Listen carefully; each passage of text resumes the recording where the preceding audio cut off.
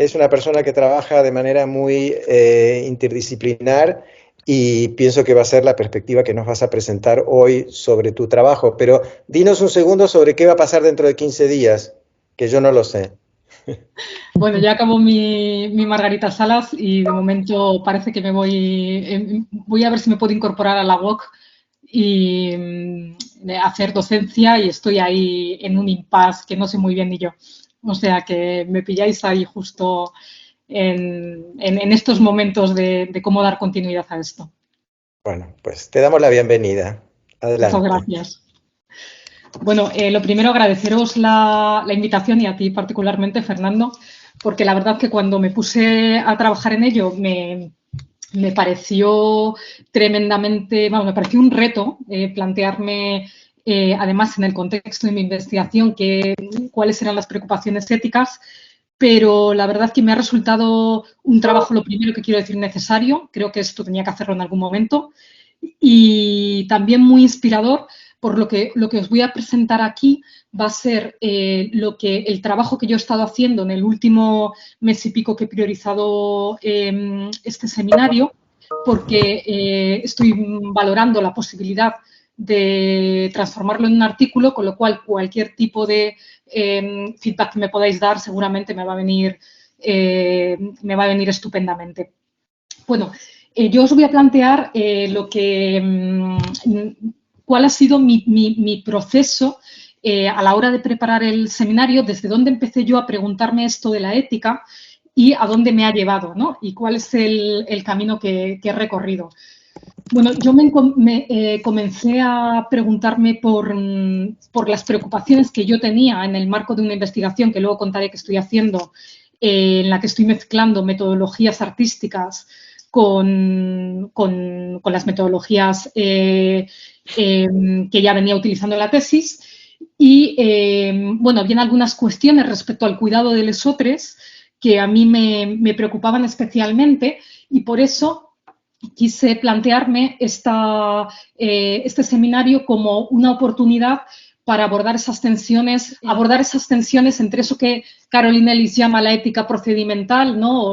O yo creo que la perspectiva también que, con todas las dudas que plantea, que nos presentó Fernando en el primer seminario, y la ética en la práctica, ¿no? Y yo me quiero plantear esas tensiones como tensiones entre el saber y el cuidar.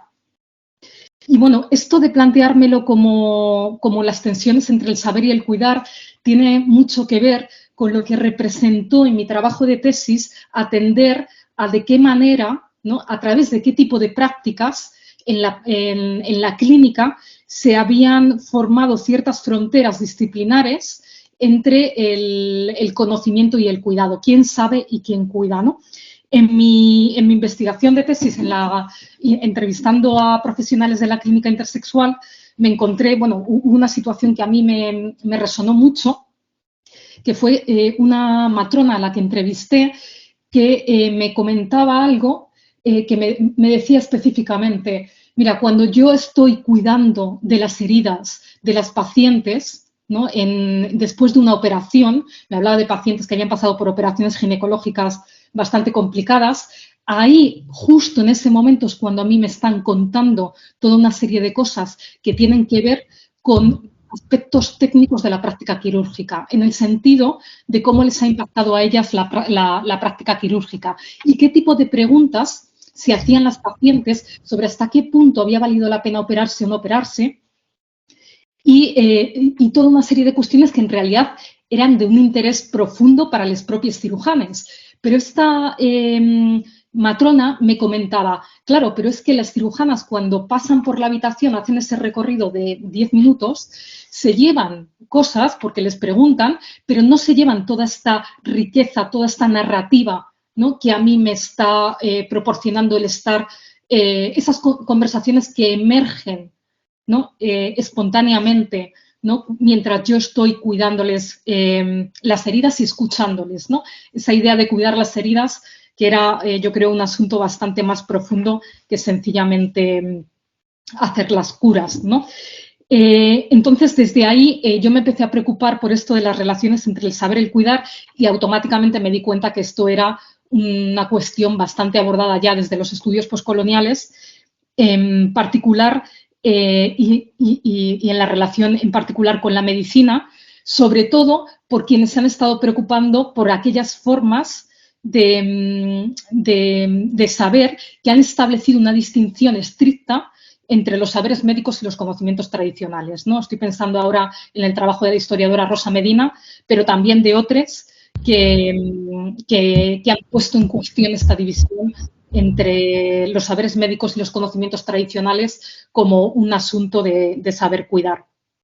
Entonces, a mí me va a interesar en esta presentación, como me lleva interesando desde hace tiempo, ver de qué maneras ocuparnos del saber y ocuparnos del cuidar no remiten mucho menos a lógicas antagónicas, ¿vale? Por tanto, yo voy a poner en cuestión hoy algo que a mí me ha pasado incluso, ¿no? Yo recuerdo algunos diálogos internos, ¿no? Cuando estaba empezando la investigación, que venían a ser algo así, no sé si a alguien le resonará, como ¿qué límites le tengo yo que poner al saber para poder ocuparme de cuidar? ¿No? ¿Qué voy a perder si me ocupo de cuidar? Bueno, yo no quiero responder a esa pregunta, quiero ponerla en cuestión, ¿no? Porque esa pregunta ya contiene ese germen que escinde el saber y el cuidar. Y quiero preguntarme más bien a qué formas de saber podemos acceder cuidando. Claro, esto a mí ya me mete en un marco feminista, porque, bueno, no es obvio por qué, lo voy a decir porque creo que, que tiene mucho que ver con el lugar al que me está llevando esta discusión. Me mete de lleno en las epistemologías feministas justamente porque si por algo se caracterizan es por la manera en que han intentado coser la ética y la epistemología a las prácticas de conocimiento. Y aquí fijaros que no digo al conocimiento, sino digo a las prácticas, ¿no? Porque quiero traducir todo este debate sobre las preocupaciones de la ética en un debate sobre las prácticas de conocimiento, en un debate sobre las preocupaciones de las prácticas, en un enfoque sobre ello. Bien, el recorrido que yo os voy a proponer, esto era una introducción, ¿no? Para que entendáis por qué para mí ha sido importante plantearme este asunto como un asunto sobre cómo coser el saber y el cuidar, que han sido desligados por ciertas epistemologías del conocimiento, ¿vale? Y para abordar esta relación voy a presentaros, voy a dar 3 pasos en esta presentación.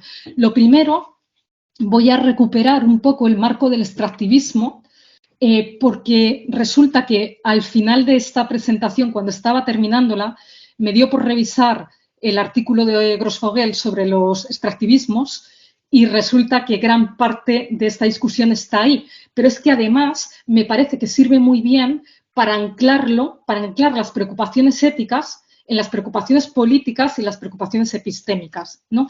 Y no convertir las preocupaciones por el cuidado en una especie de hermana menor de las preocupaciones por el conocimiento, ¿vale? O en una especie de asunto aparte o en un post-it que me tengo que poner por ahí, pero que bueno, que está muy bien porque todos somos muy buenos y tenemos muy buenas intenciones, pero que en el fondo lo que yo quiero sacar aquí es que esto no va de buenas intenciones y que va de prácticas, ¿no?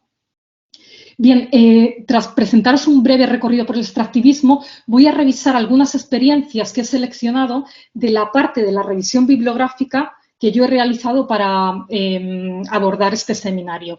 Y he seleccionado 3 experiencias, están ahí los autores, luego os hablaré de cada una de ellas. Una nos va a llevar a hablar de pragmática, ¿no? De la relación entre la ética, la política y la pragmática de la investigación, y creo que eso casa bastante con el enfoque que yo quiero transmitir. La segunda, que es de un contexto más bien de investigación en contextos de violencia, es decir, en un contexto donde ciertas preocupaciones bueno, pues son muy arduas y están muy polarizadas. Me va a llevar a poder introducir el tema de la confianza en la investigación y que tiene que ver aquí con la ética, ¿no? Y no con el buenismo, y los límites también. Y la tercera, voy a recuperar una aportación reciente de Carol Gilligan, que en realidad Carol Gilligan fue muy importante en los años 70 con su ética de los cuidados, pero he revisado recientemente un trabajo más posterior de ella y me va a servir para plantear la relación entre la ética, la confianza y las prácticas de escucha. Aquí he puesto el tipo de escucha, pero yo diría que las prácticas de escucha. Bueno, en definitiva, lo que voy a tratar, como decía, abordando esto desde un punto de vista feminista, para mí va a ser eso que dice tanto Donna Haraway, de que Donna Haraway juega con la palabra responsabilidad, ¿no? Responsabilidad, para decirnos que en investigación deberíamos volvernos responsables y vulnerables ante aquello que somos testigos, ¿no? Y también voy a recuperar todas esas preocupaciones sobre cómo nuestras propias metodologías a veces no solamente pueden no servir para revelar la subjetividad de las personas subalternas o subalternizadas, sino que son parte de las condiciones de producción de la subalternidad, ¿no? que es algo que el sociólogo, el historiador Rana Hitkuya suele repetir bastante. Bueno, el enfoque del extractivismo que traigo aquí es el que presenta Ramón Grosfoguel, pero recoge algunos debates con Silvia Rivera Cusicanqui, con Leanne Betasamosake, me cuesta un poco su apellido, y he preparado así sencillamente un resumen de las relaciones que hay entre los tres tipos de extractivismo que Grosfoguel nos propone, que serían el extractivismo económico, el epistémico o cognitivo, más bien en palabras de Leanne, y el ontológico. Bueno, si el extractivismo económico remite a las formas de acumulación de materias primas y de capital económico a costa de lesotres, el epistémico remitiría a formas de conocer y el ontológico a modos de existencia, ¿no? A formas de ser o estar en el mundo.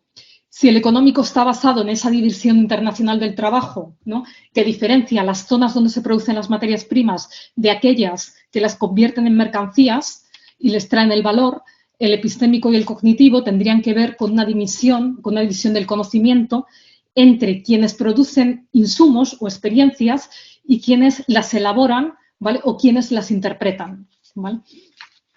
Si el económico tiene que ver con la exposición de la tierra, el epistémico con la exposición del conocimiento, y si el económico suele implicar, viene implicando de hecho en la realidad, una eliminación o un desplazamiento forzado, cuando menos, de las poblaciones indígenas, porque él está hablando del pensamiento indígena sobre todo y la situación en ciertos lugares de Latinoamérica, el extractivismo epistémico implica la desaparición de la autoría de saberes, tecnologías y objetos. No voy a entrar mucho en las diferencias entre el extractivismo epistémico y el ontológico, porque intentando hacer esta tablita a veces ya era un poco forzado, porque está todo demasiado entrelazado, pero me parece que también están planteando una diferencia fundamental que a veces ni siquiera se está manejando desde los estudios críticos, ¿no? Grosfoguel es muy crítico con algunas críticas decoloniales que han tenido mucho auge en la academia europea, porque plantea que muchas veces incluso para hablar de la opresión estamos trabajando con los conocimientos indígenas sin dar un reconocimiento, ¿vale? Y sin citar y sin respetar la autoría de estas personas, que es de lo que forma parte ese extractivismo ontológico, ¿no? Y que, por tanto, está habiendo una apropiación donde lo que estamos es generando productos culturales que generan ese capital cultural en el que desaparece al final la memoria de los pueblos y todo queda un poco descontextualizado, ¿no? Y convertido también en una especie de mercancía.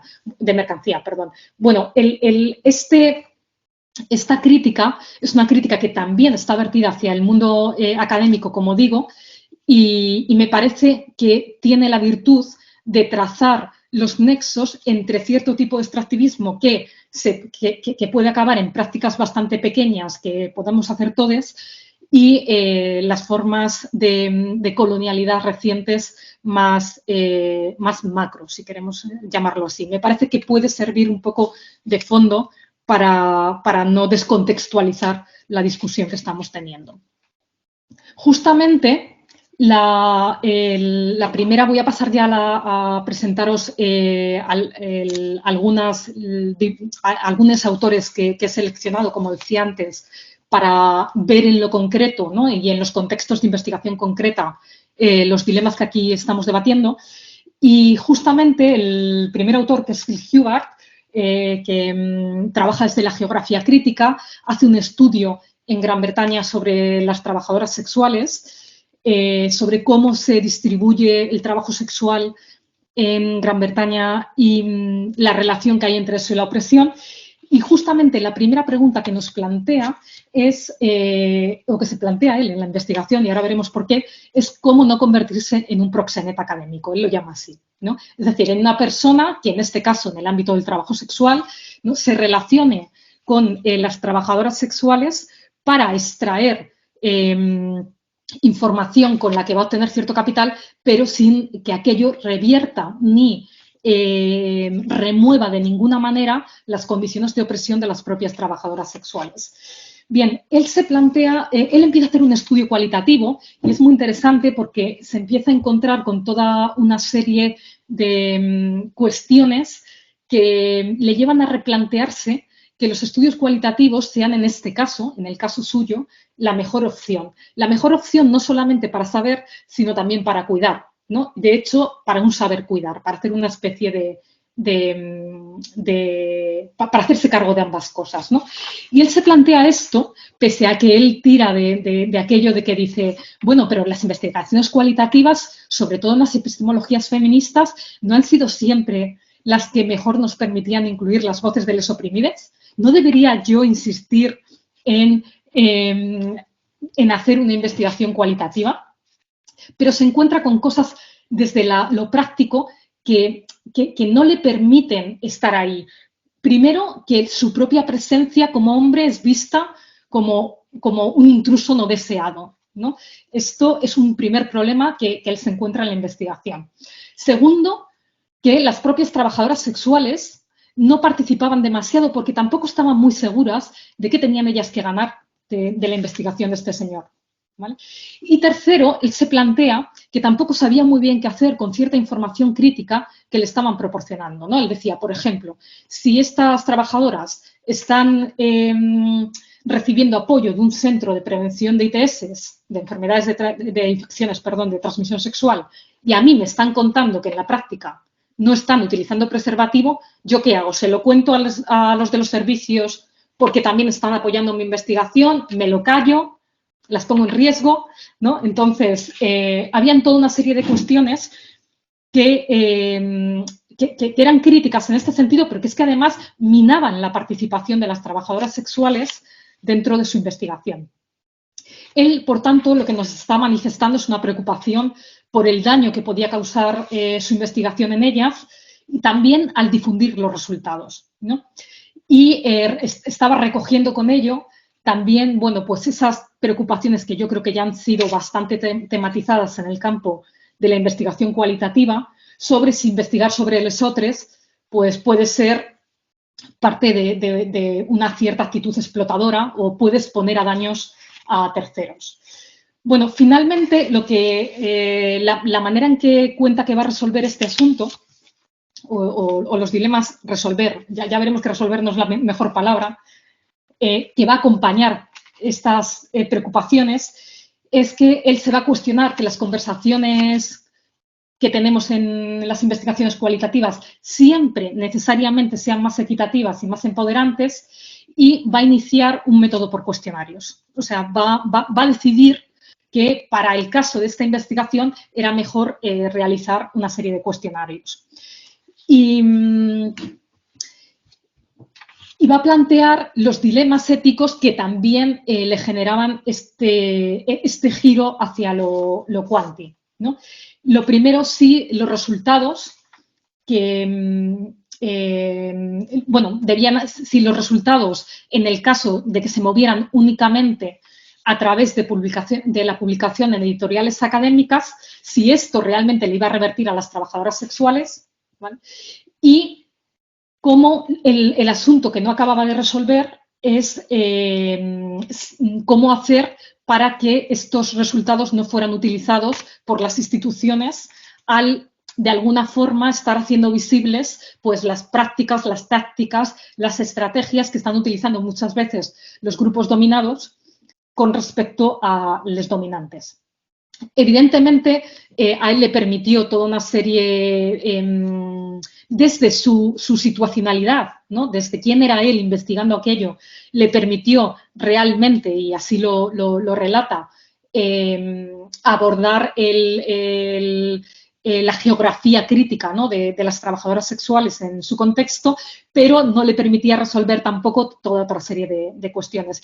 Finalmente, lo que nos va a venir a decir es que no hay un método crítico paradigmático, ni quali ni quanti, que ayude a minar la opresión, y que la pregunta para el central sería ¿cuál es el conocimiento útil? Quizás eso sea lo que pueda guiar el método y cómo generarlo.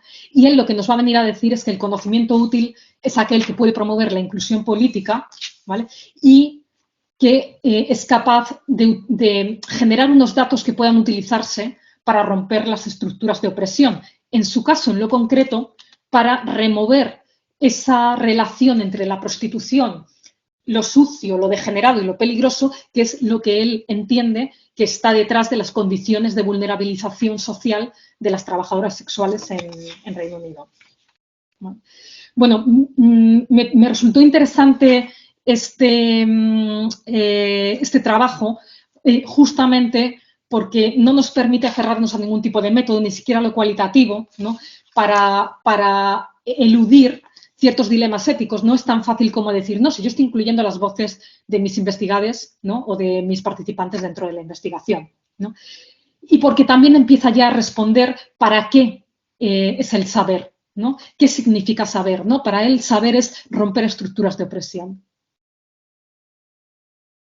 Y también por los límites, ¿no? Ya empieza a introducir esta cuestión de los límites, de cómo va modificando el método, ¿no? En función de, estando a la escucha del impacto que puede tener su investigación sobre las propias trabajadoras sexuales.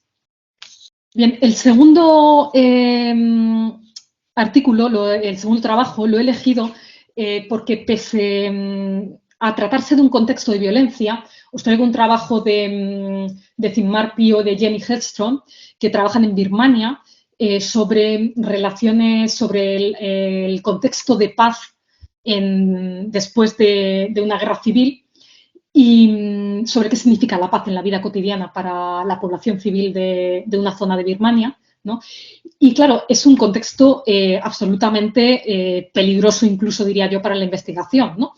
Ellas no pueden preguntar a todo el mundo, no pueden triangular, no pueden hablar con la parte de los militares, y las militares solo hablan con la parte de la población civil, y plantean a raíz de esto toda una serie de dilemas que, sin embargo, a mí me da la sensación que están presentes también en otras investigaciones, y que el hecho de que aquí estén exagerados quizás nos pueda ayudar, he pensado, a visualizarlos de una manera más clara, ¿vale?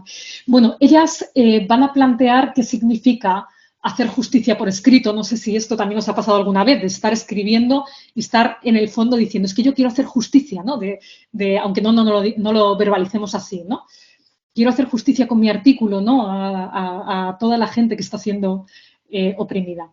Bueno, ellas preguntan esto específicamente, ¿no? Preguntan qué significa hacer justicia por escrito, en este caso a una informante, a una participante llamada Agnès. Y escriben el artículo es sencillamente un diálogo entre ellas, entre las dos investigadoras, reflexionando sobre cómo habían tratado a Agnès dentro de su investigación, ¿no? Lo primero que hacen es presentarnos a Agnès como alguien que ha sido víctima del trauma de la guerra, de ciertas violencias que tuvieron lugar, ¿no? Y con quien han podido hablar justamente porque tenían una relación de confianza con ella. Para cuando llegan a hablar en el contexto de la investigación, ya se conocían previamente, ¿no? y habían establecido una relación de confianza. Ellas hablan de que esta confianza va a ser fundamental para poder hacer justamente la investigación, y que además en contextos de violencia y trauma tenemos que tener mucho cuidado cómo manejamos esa confianza, yo esto lo haría extensivo, ¿vale? Y justamente atendiendo a qué maneras de manejar las relaciones pueden ser sentidas por los otros como un modo de traición, ¿vale? Como una ruptura de esa confianza, ¿no? Pero como una ruptura de esa confianza que se va a añadir, ¿no? O en otras palabras diríamos que va a hacer más grande la herida o que se va a añadir al trauma que ya está surgiendo. Digo esto y hago énfasis porque yo también lo estoy utilizando o lo estoy además escuchando a veces cuando hablo con otra gente que está haciendo investigación, ¿no? Pues, o que ha sido entrevistada, ¿no? Pues esa investigador o esa investigadora que me preguntó en una entrevista por algo que era muy doloroso y cuando yo luego después de la entrevista traté de contarle cómo había ido el asunto, cómo había proseguido, esa persona ya no estaba ahí, ¿no? Entonces, cómo nosotros hacemos mella también en las historias de la gente y en las heridas de la gente. Bien, el dilema que se van a plantear a cuento de Agnès, estas dos investigadoras, va a ser el siguiente. Resulta que esta persona no era únicamente víctima de la guerra, ¿no? Era una situación mucho más compleja.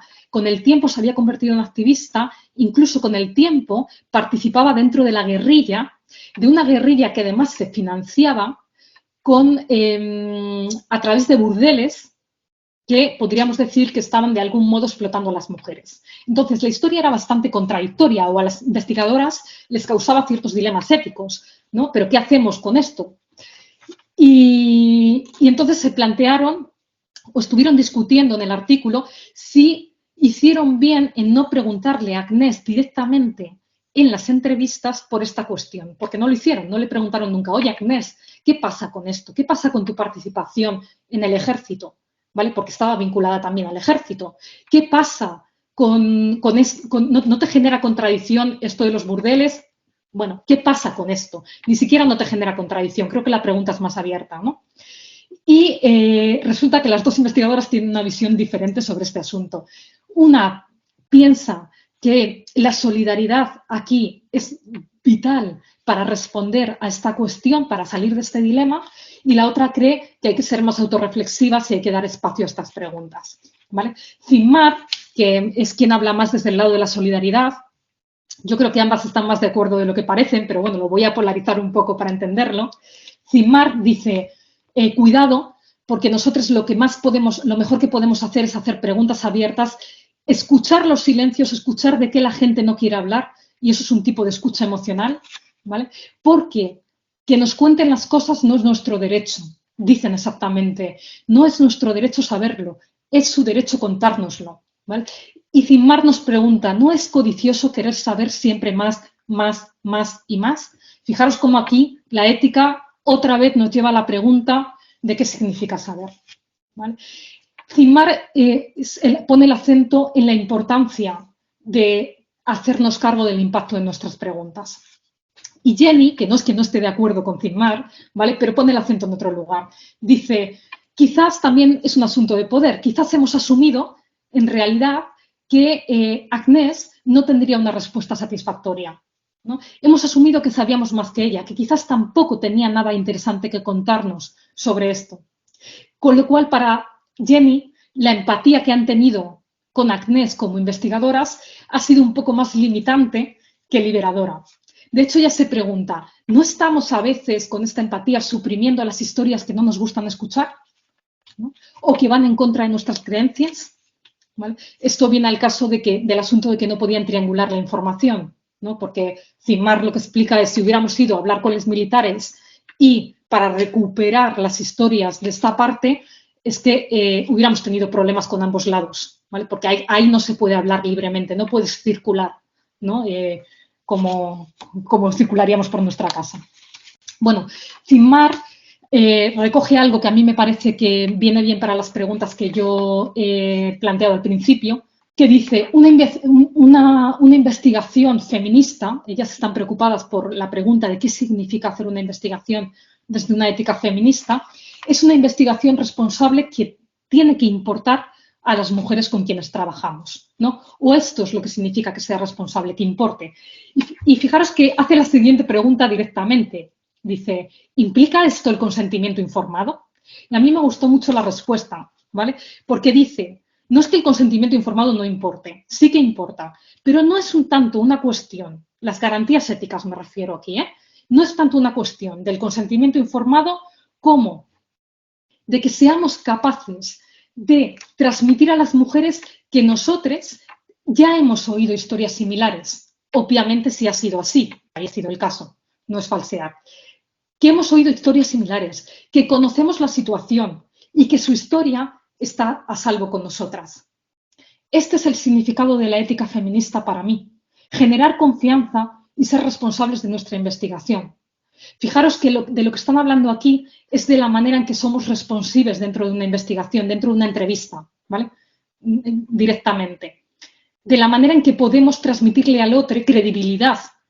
Y esto ya se empieza a deslizar, a mí me recuerda mucho a los debates que planteó el feminismo sobre la manera de trabajar las violencias, ¿no? Cómo no podemos trabajar las violencias si estamos poniendo, si la persona a quien escuchamos no tiene la sensación de que realmente le estamos creyendo, no sé si creer es la mejor palabra aquí, ¿no? que resuena lo que dice, que efectivamente sabemos de lo que está hablando, ¿vale? Y no me refiero con saber a la empatía, me refiero a otra cosa, ¿no? A esto de haber escuchado historias similares. Dice, cuando prestamos atención a estas cosas y sobre todo cuando prestamos atención a los aspectos del poder, nuestra investigación se convierte o es directamente ética. Aquí, por tanto, la confianza, ese contexto de confianza, ¿no? En el que es posible resonar, ¿no? Permite además una cosa que a mí me ha gustado mucho de este trabajo, que permite la emergencia de las contradicciones y en particular la emergencia de Agnès no solo como una víctima o no solo como la víctima del conflicto armado, sino también como activista, sino también como persona que participa de la guerrilla, etcétera, ¿no? Y a mí me ha recordado esto mucho a algo que yo internamente a veces también me pregunto cuando estoy escribiendo, cuando estoy entrevistando, que es todo el rato siento que tengo un cierto compromiso con no presentar a las personas que viven la opresión como víctimas, ¿no? Y creo que esta escucha que da lugar a la contradicción o que permite que emerjan las contradicciones es paradójicamente una escucha bastante habilitadora del otro, ¿no? Y bastante poco reductiva. Ahora bien, cuando estamos hablando de confianza y de cuidado, yo quiero traer aquí dos cuestiones, sencillamente, dos trabajos que me parece que permiten complejizar un poco de qué estamos hablando cuando hablamos de confianza y de cuidados, para entender que esto no va ni de paternalismo, ¿vale? ni de considerar a lesotres como gente que necesita un cuidado especial, ¿vale? Y me parece que hay dos cuestiones que nos pueden ayudar a tener una visión del cuidado que no esté sesgada por este lado. Hay un trabajo de Corden et al., de Corden y otros investigadores, que realizado en Estados Unidos, en el que era una experiencia de investigación súper interesante, porque era un equipo de investigación que iban a hacer entrevistas a padres y madres que habían perdido a sus hijos en etapas muy tempranas. En plan, sus hijos habían muerto en el segundo año de vida. Cuando se plantearon hacer la investigación, se dieron cuenta del impacto que iba a tener la propia investigación sobre los propios investigadores. Entonces, lo que hicieron es contrataron a unos psicólogos de un gabinete para que hicieran 2 sesiones de seguimiento con el equipo de investigación. Y el artículo que publican es el resultado de esta experiencia, ¿no? Que es una experiencia bastante, a mí me ha resultado innovadora, no lo sé, igual no lo es, lo digo desde la ignorancia, porque no había leído algo así. Y una de las cosas que dice uno de los psicólogos, que a mí me ha parecido muy interesante, es cuidado, porque hay que atender y tener mucho el ojo en quién necesita qué, porque a veces lo que estamos entendiendo que son ansiedades de lesotres y necesidad de cuidado de lesotres puede tener más que ver con nuestras propias ansiedades y con lo que nos está moviendo a nosotros. Entonces, cuidado con pensar a veces que tenemos que sobreproteger a lesotres, porque a veces tiene que ver más con lo que estamos necesitando nosotros como investigadores y como personas, que a veces con lo que están necesitando nosotros. Y algo muy parecido me ha parecido que estaba planteando Brannan, Brannan está en el contexto este de los sujetos sensibles, en las conversaciones que tienen que ver con esto que se llama ahora los sujetos sensibles, ¿vale? Quien valora la confianza, pero plantea la necesidad a veces en determinados contextos, insisto, de mantener un cierto rol de extraños. Y lo hace en un estudio muy particular en el que dos investigadores, me parece que eran 2, 3, iban a las casas de unos matrimonios para entrevistar por separado, eran matrimonios heterosexuales, pues para entrevistar por separado a la mujer y al hombre. Y lo que hablan es que aquí el mantenimiento de la distancia fue paradójicamente lo fundamental, porque esa distancia en este caso era muy contenedora, ¿no? O sea, que cada quien tuviese la sensación de que esa información no circulaba, porque tú me entrevistas a mí, pero no eres la misma persona que entrevista a mi pareja y luego te vas y yo no quiero saber nada y no te vuelvo a ver el pelo y además ya lo hemos pactado así de antemano, pues resulta que esto justamente era un factor protector para la gente. Ya no solamente quisiera que contasen más, es que la gente se sentía más protegida así.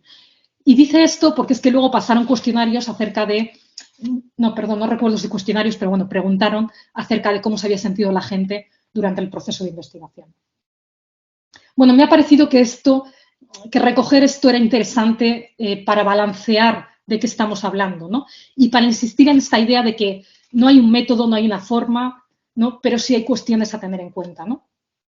Bien, y por último, ya de manera más resumida, no quería dejar esta revisión sin traeros algo de lo que yo he retomado de Carol Gilligan.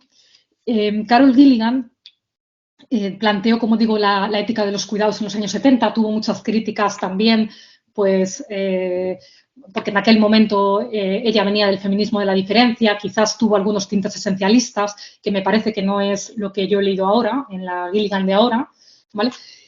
Y se ha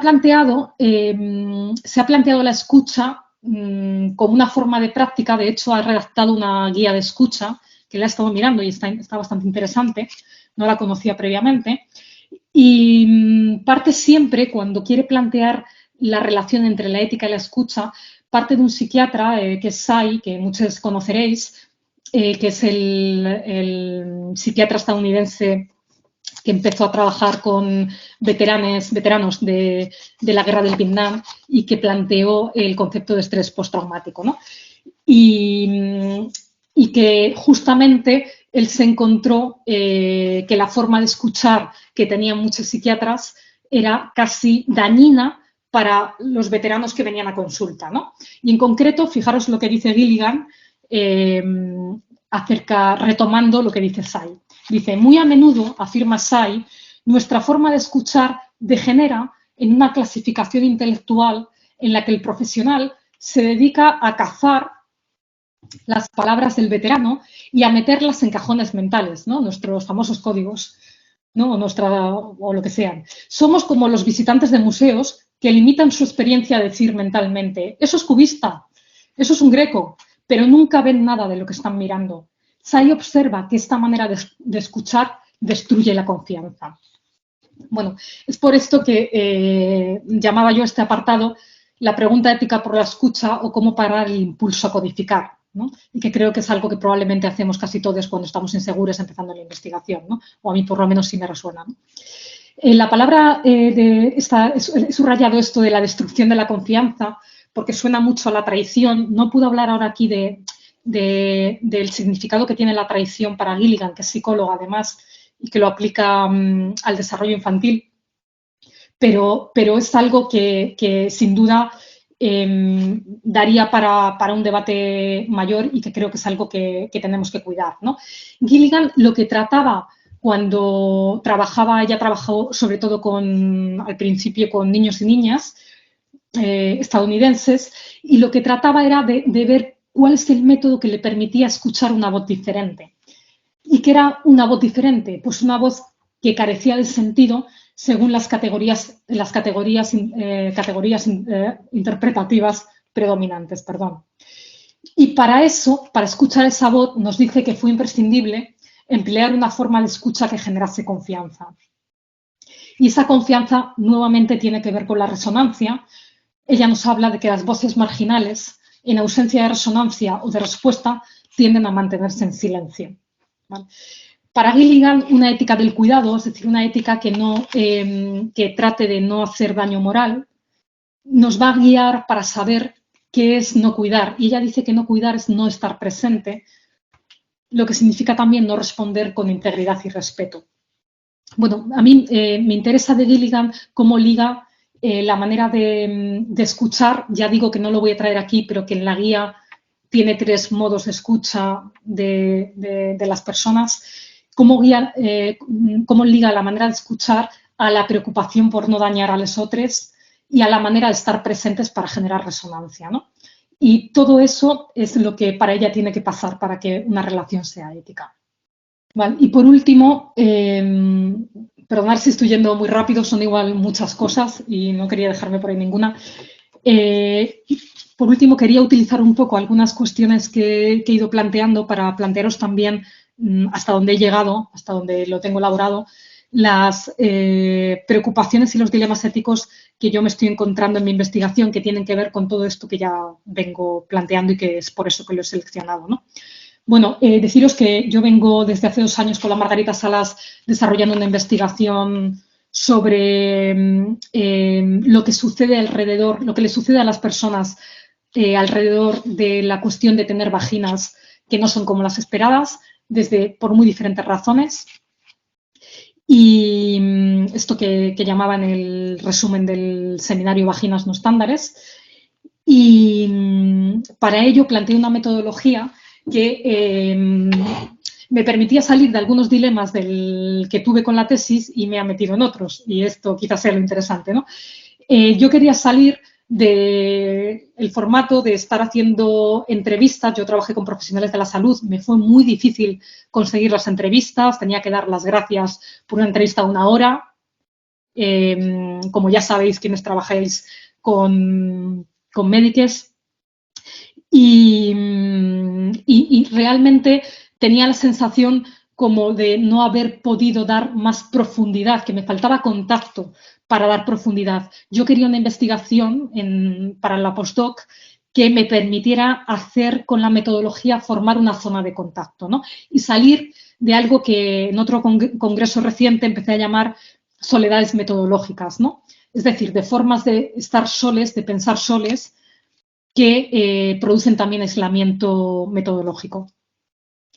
Y para eso planteé una serie de espacios en formato de taller, que llamé laboratorios, pero que son talleres, que vengo desarrollando desde hace 2 años, el primero de ellos en Barcelona, el año pasado, este año en Madrid y actualmente acabo de empezar otro en Granada. Estos laboratorios artesanales consisten en 4 sesiones en sábados, 1 al mes, de 8 horas seguidas, en las que lo que hacemos es trabajar a través del arte, del cuerpo y dar lugar a la palabra siempre a partir de ahí, desde un anclaje con la materialidad. Es decir, creamos cosas para generar otras disposiciones corporales para hablar, buscando formas de sorprendernos también a nosotros mismos, ¿no? En lo que tenemos que decir. Bueno, las preocupaciones que a mí me planteó esto es que, por un lado, yo planteé los laboratorios porque, sin duda, daban mayor espacio para el contacto, me permitían tener mayor densidad etnográfica, que dicen por ahí, ¿no? Pero la preocupación en la que me metió fue cómo hacerlo para no caer en una especie de extractivismo vincular. Es decir, yo genero más confianza, yo genero más vínculo, efectivamente la gente se abre más cuando esto sucede, ¿vale? Pero ¿qué hago yo para que eso no se convierta sencillamente en un acumular más conocimiento sin que, por un lado, sin devolver nada? Y no hablo de devolución en el sentido clásico, hablo de lo que la gente tiene que ganar de la investigación. Y por otro lado, sin dañar, ¿no? Porque también cuanto más apertura hay, es obvio, o a mí me preocupa, ¿no? Que la gente también se pueda ir más dañada, ¿no? O con una sensación de haberse quedado muy abiertas. Esta ha sido una de mis primeras preocupaciones. Lo que he hecho hasta ahora, ¿no? Para sostener esto es, lo primero de todo, buscarme 2 personas que estuvieran acompañando conmigo. Estas 2 personas provienen del ámbito de la Gestalt, de la psicología Gestalt, porque yo he trabajado por ahí, y me permiten no solamente acompañar el diseño de los talleres, yo diseño los talleres, pero los discuto previamente con ellas, sino también hacerme supervisión a mí de alguna forma, ¿vale?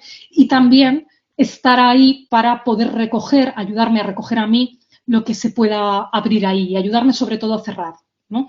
Esto para mí ha sido fundamental y va más allá de lo que yo saco de eso para la investigación, tiene que ver directamente con un cuidado que yo quería poner.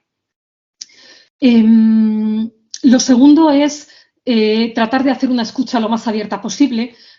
Cuando le pedí una sesión de asesoramiento a Yolanda Bodoque sobre los laboratorios cuando estaba allí en Tarragona el año pasado, y Yolanda me insistía mucho en esto de ábrete a escuchar muchas cuestiones que no tienen que ver con las vaginas o que no tienen que ver con las genitalidades, que quizás tienen que ver con el trabajo, que quizás tienen que ver con otras cosas que no te esperas, ¿no?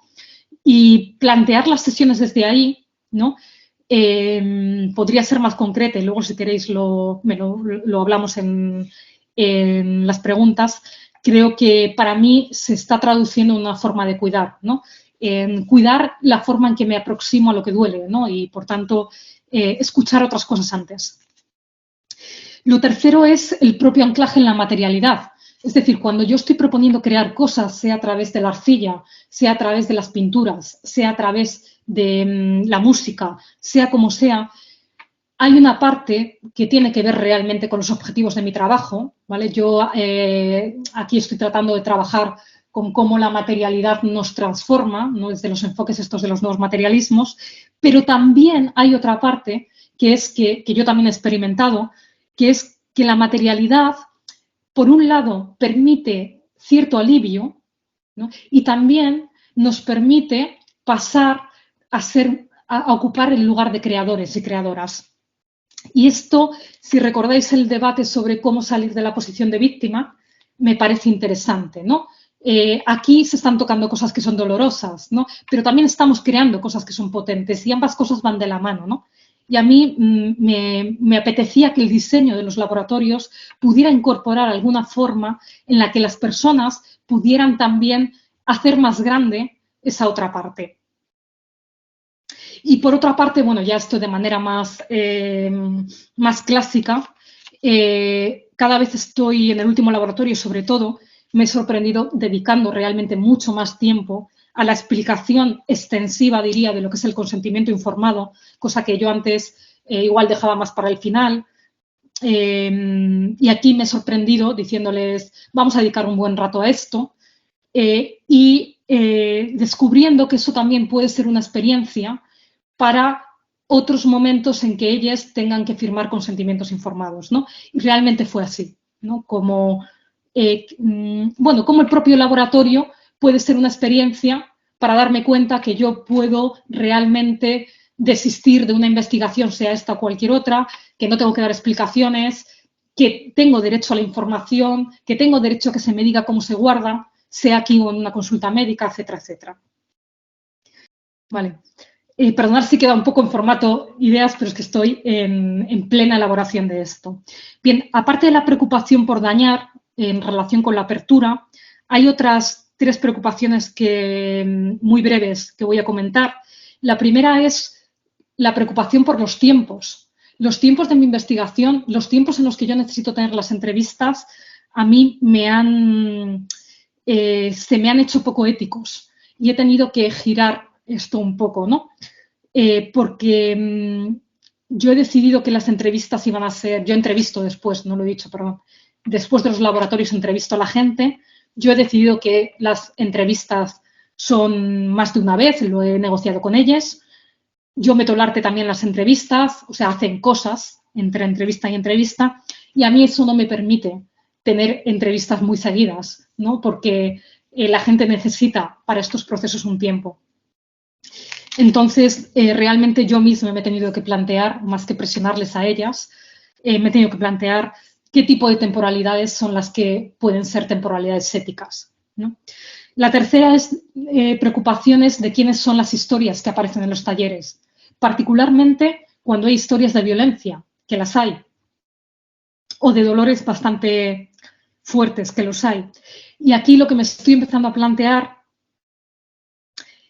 aprovechando que además algunas de mis participantes, en concreto ahora estoy pensando en una, ¿no?, está también vinculada a la investigación, ¿no?, es, en primer lugar, compartir directamente esta cuestión con ella y, en segundo lugar, copublicar, ¿vale? Porque en este caso, ¿vale?, insisto en lo de en este caso, no estoy planteando nada como algo como un universal ni como algo a exportar, pero planteo que en este caso a mí me está sirviendo para hacerme cargo de esta preocupación. Sobre todo por lo que puede dañar el descontexto, el desligar la historia del otro, ¿no? Y por último, una preocupación que yo traía también de la tesis es cómo dar reconocimiento a la gente, cómo redistribuir ese reconocimiento y cómo generar algún tipo de no quiero decir impacto porque no me gusta esa palabra, pero más bien la pregunta simple de en qué medida mi investigación va a contribuir a transformar algo de esas condiciones de opresión, ¿no?, que decía Hubert. Y aquí lo que me he planteado, y ya lo estoy haciendo, es, lo primero, activar procesos en los que el protagonismo pase a las personas que están participando, y un caso concreto ha sido en el taller de Madrid, pues resultó que una de las participantes en el laboratorio forma parte de una radio de Madrid que se llama Sangre Fucsia, es una radio feminista vinculada a la Caracola, al espacio de la escalera Caracola, y propuso ella generar un programa sobre el laboratorio. Y el programa lo generaron ellas, lo llevaron ellas, yo participé porque me lo dijeron y como une más. Y está ahí disponible, por cierto, lo tenéis en Spotify, en iVoox, y os invito a quien le apetezca que lo podáis continuar. Estamos viendo ahora también de hacer un encuentro en abril entre la gente de los distintos laboratorios y ha surgido también la posibilidad de crear alguna herramienta tipo juego a partir de lo que ha salido en los laboratorios que permita trasladar esto más allá de los laboratorios a gente que probablemente no tiene ese lenguaje o no va a entrar en un laboratorio, ¿no?, o no está exactamente en nuestros círculos más inmediatos y en nuestros lenguajes, ¿no? Y por último, otra cosa distinta que estoy haciendo, que probablemente muchos ya lo haréis, ¿no?, pero que yo estoy haciendo ahora respecto a la tesis, es algo que parece muy absurdo, pero que me he preguntado cómo no lo hice en la tesis, ¿no?, que es poner apellidos, lo primero, a la gente que cito de las investigaciones, con la intención de darles el mismo estatus, ¿no?, que a la gente que estoy citando de otros lugares, ¿no? Yo en la investigación anterior, cuando anonimizaba, que aquí no siempre estoy anonimizando, porque hay gente que no quiere ser anonimizada, y además les estoy planteando este debate que salió, recuerdo, en la sesión de Fernando. Cuando pongo los nombres estoy poniendo también los apellidos, sea con anónimos o no, porque entiendo que esto es una manera de tratar de generar ciertas condiciones de escucha, ciertas condiciones de receptividad, que es lo que a mí me interesa, ante lo que esta gente tiene que decir, similares a las condiciones de receptividad que tenemos cuando percibimos que algo está escrito en una revista de impacto, ¿no? Entonces, bueno, hasta aquí he llegado. Perdonad si hay cosas que pudieran estar mejor hiladas. Pero bueno, esto es lo que tengo para presentar y muy agradecida de todos los comentarios que podáis hacerme.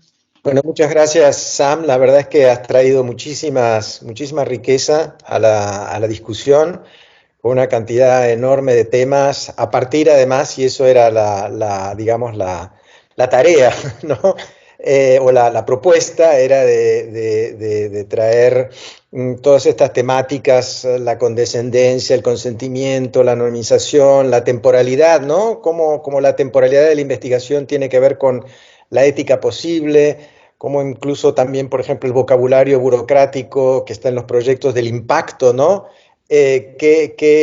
Cómo eso plantea un desafío que va mucho más allá de lo que se entiende por impacto en los proyectos. Bueno, hay muchísimas cosas en tu presentación que realmente forman el núcleo, ¿no? El núcleo duro de las problemáticas éticas en la investigación, y te agradezco mucho de haber traído tu experiencia de investigación y tus temas. Y bueno, abro la discusión. Yo tengo algunas preguntas, pero las dejaré para después si hay tiempo. Quien quiera. A lo mejor lo más fácil es levantar la manito por el sistema, ahí donde dice raise o levantar. Bueno, a ver, voy a empezar yo ya que... ¡Ah, Blanca! Muy bien, Bueno, adelante. ¿quieres empezar, Fernando, y ahora para romper el hielo? Blanca, Bueno, Blanca, yo me Blanca. sumo a las felicitaciones de Sam, ha sido muy interesante y han salido muchos temas, también algunos recuerdo de Virpi sobre tener mucha información si eso era calidad o no, que es un debate, pero que en la antropología, por el otro lado, es un método. Hay muchos elementos, yo simplemente, y además muchos dilemas, bueno, todo este tema, por ejemplo, del apellido también, bueno, me ha hecho reflexionar, eso no había pensado, ¿no?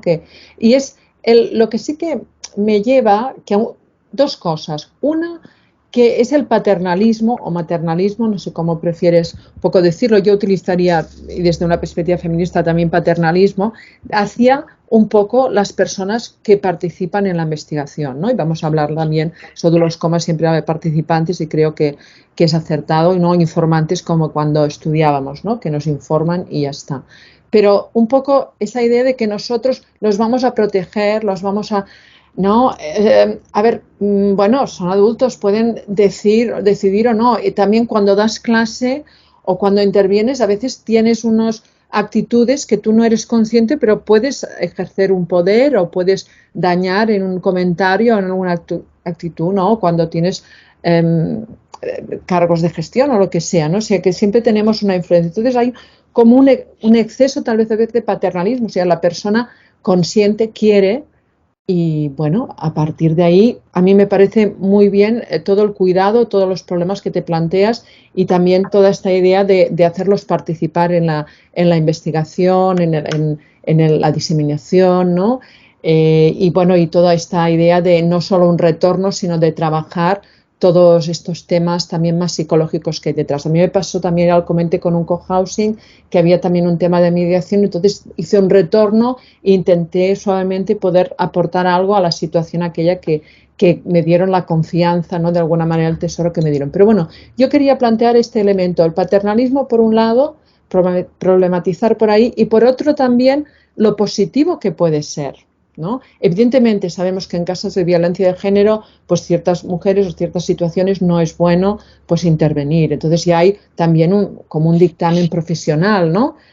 Psicológico, profesional, que dice, bueno, pues mejor no en este momento, o personas que no quieren, ¿no? Pero yo creo que hay también una responsabilidad propia de la persona que quiere participar o que quiere o no. Y luego lo positivo que puede hacer, ¿no? De cómo puede generar muchas otras cosas también positivas, no solo negativo. No sé cómo lo ves, eso era para problematizar, pero me ha gustado mucho tu exposición, muy interesante.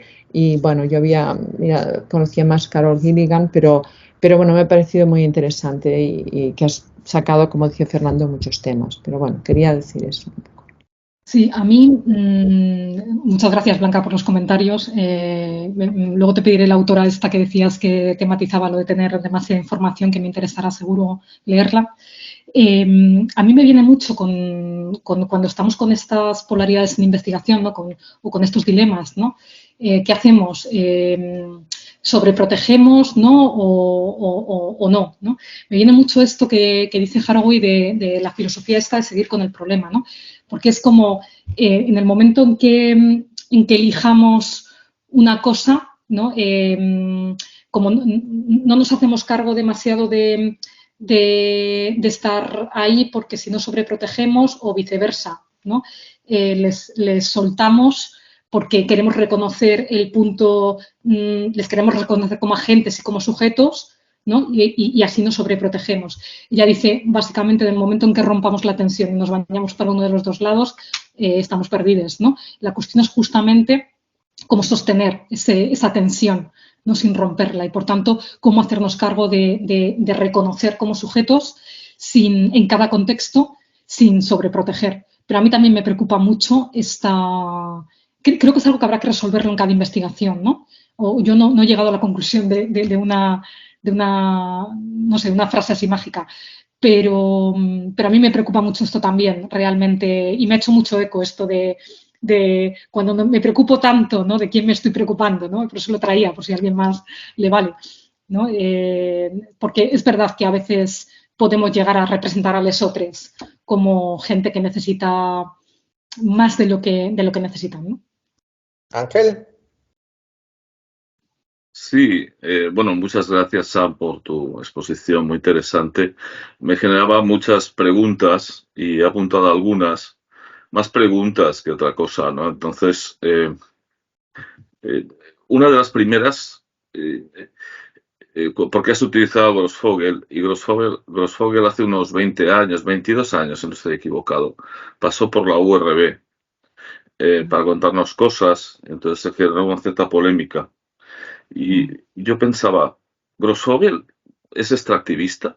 ¿Él es extractivista? Lo digo, él habla de extractivismo, pero él lo es también. Aplica un cierto extractivismo.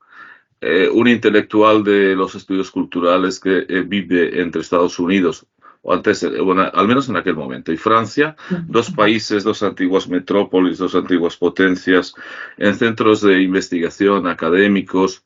Él practica el extractivismo académico.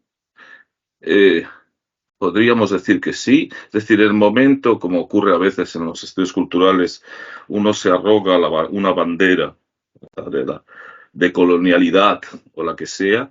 ¿Hay ahí algún tipo de extractivismo? Yo creo que siempre lo hay, y que negarlo sería absurdo.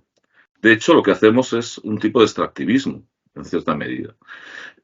Otra cosa es ¿cuáles son los límites éticos de esto, ¿no? Otra pregunta que me hacía es cuando hablas del saber vinculado al cuidar. ¿Por qué al cuidar? Luego ha habido un momento en que defines el cuidar utilizando, no sé si a Gilligan o a otra autora, en términos de lo que podríamos definir como el buen trato. Pero tratar bien a la gente no es cuidarla. Además, preguntamos cómo quieren ser cuidadas o si quieren ser cuidadas esas participantes. Igual no quieren ser cuidadas, igual quieren ser descuidadas, como en el caso que tú has planteado antes de aquella investigación donde se pactó que las personas o las parejas, si lo he entendido bien, fuesen entrevistadas por personas diferentes porque precisamente querían mantener esa distancia. Estos globos maravillosos, Fernando. Entonces, claro, la cuestión sería, ¿por qué vincularlo al cuidar? ¿Por qué no vincularlo simplemente a ser íntegro, a ser educado, a ser atento? La palabra atenta, ser una persona atenta, me parece interesante en este sentido. Creo que cuidar intenta ir un poco más allá. Y a mí cuidar siempre me ha sonado un poco a cierto paternalismo. Es decir, ¿por qué anticipamos que estas personas quieren ser cuidadas o por qué tenemos que ligar nuestro saber al cuidar?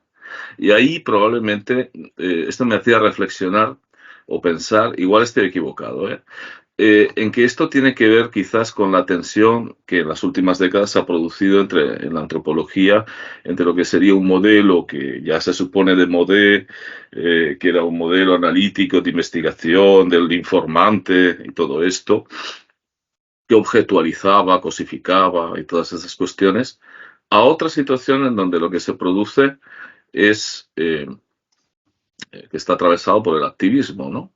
Entonces el activismo, claro, el activismo tiene que ver también con el juicio, con hacer justicia. Y el juicio o hacer justicia, ¿hasta qué punto no me convierte a mí como etnógrafo en un descubridor de la nada? Es decir, de lo que yo ya estaba pensando que iba a descubrir. ¿Qué descubrimiento, qué asombro, qué curiosidad yo tengo si quiero hacer justicia? Cuando se supone que lo etnográfico tiene que ser suspender, no totalmente porque no se puede, pero suspender el juicio. Creo que lo has planteado muy bien, el juicio moral, ¿no? Esto que a veces es terror, ¿no? El juicio moral como uno de los leitmotiv del trabajo en ciencias sociales, en la investigación. Creo que lo has planteado bien, decía, cuando hablabas de estas autoras, ¿no? Y hablabas de una dicotomía entre solidaridad y reflexividad. Bueno, sí, solidaridad, pero si la solidaridad igual se puede ser solidario independientemente de ser etnógrafo. Es decir, ¿por qué tengo que incluir la solidaridad en la etnografía? No, son cuestiones que yo me hago. Claro que tenemos que ser empáticos, claro que tenemos que tratar bien a la gente. ¿Hasta qué punto la integridad de ser solidario entra en conflicto con la integridad de ser etnógrafo o etnógrafa? ¿No? Cuando el Clifford Geertz, un clásico, nos planteaba de que la antropología o la etnografía, mejor, era, bueno, lo recuerdo no literalmente, obviamente, pero venía a decir, no es dar respuesta a nuestras preguntas más profundas, sino darnos acceso a las preguntas hechas por otros, que guardaban ovejas en otros valles y tal, ¿no? Entonces, ese darnos acceso a las preguntas de los otros, que en el fondo es al saber del otro, hasta qué punto no se vulnera, no queda vulnerado, cuando nosotros partimos desde un posicionamiento activista demasiado férreo. Claro que puede haber una etnografía encaminada a la emancipación, esto no lo discuto, pero ¿dónde está el equilibrio de esto, ¿no? Yo creo que tú lo planteas bien, que en cada caso hay que dilucidar esta tensión, cómo se resuelve y cómo se resuelve de acuerdo con las personas que están participando ahí. Si quieren ser cuidadas, no ser cuidadas, si quieren, ¿qué es lo que está en juego? ¿Qué es lo que se construye también intersubjetivamente en ese momento, ¿no? Entonces, me hacía pensar al respecto de esto, ¿no? La idea de que hasta qué punto cuanto más juzgamos, menos sabemos, ¿no? Porque anticipamos, predeterminamos, ¿no? Esto es así, o esto es malo, o esto es bueno. Entonces, eso es algo que los que estudiamos antropología hace ya un cierto tiempo nos enseñaban, ¿no? Que decían, bueno, una cosa es que el infanticidio femenino entre los inuit sea algo que vulnere los derechos humanos y que nos afecte éticamente, emocionalmente, y que podamos estar absolutamente en contra.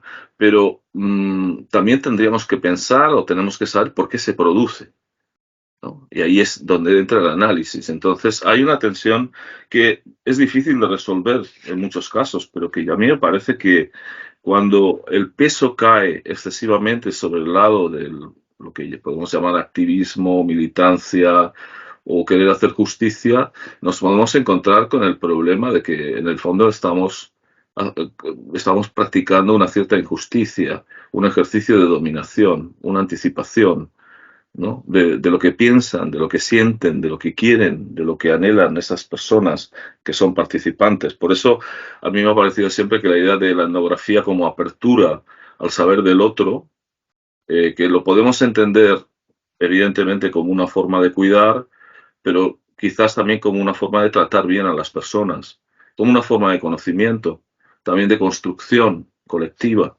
por supuesto, pero en donde ese peso del juicio es muy moralista a veces, ¿no? Es excesivamente moralista y no somos conscientes, o nos puede costar ser conscientes, está ahí, puede convertirse en un lastre.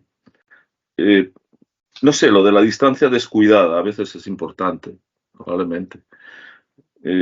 Son cosas que me sugería. Lo único que, no sé si he entendido bien, cuando Gilligan habla de Shai, del psiquiatra, y del estrés postraumático, bueno, no fue Shai, fue Rivers el que habla de estrés postraumático, el cell shock famoso, a partir de su experiencia en la Primera Guerra Mundial, ¿no? Esto Alan Young en el The Harmony of Illusions lo explica, y también el propio Rivers en sus escritos, ¿no? Cuando habla, por ejemplo, del impacto, ¿no? Del trauma.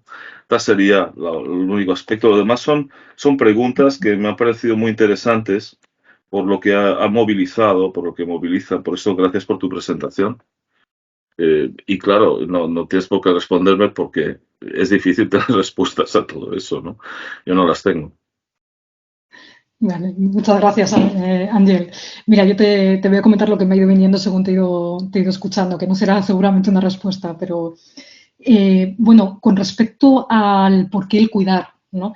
Yo creo que, claro que podríamos traducirlo seguramente por otras cosas, pero para mí tiene dos cosas.